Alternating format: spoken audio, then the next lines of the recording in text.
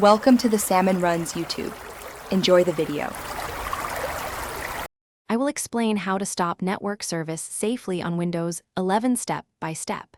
You must use an administrator account to perform service stops and edits. Always notify affected users before you proceed and plan for 10 to 30 minutes of potential downtime. First, identify the exact service name to avoid stopping the wrong process. Record the service display name and service name because commands require the service name. Backup current settings by noting the startup type and recovery actions. Open the Services Management Console by pressing Windows key R and typing Services. MSC. Find the network service by display name and confirm its dependencies before taking action. Right-click the service and choose Stop to halt the service cleanly through the GUI. Open the service properties to view the exact service name used for command line commands.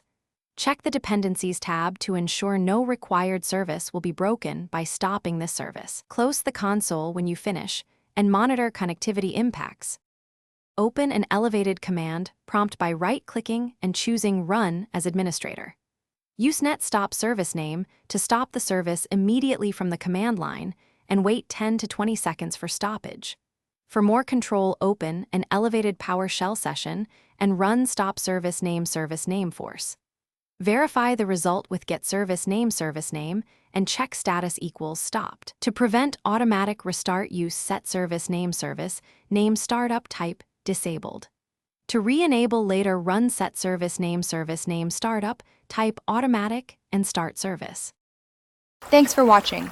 Consider subscribing if we helped you.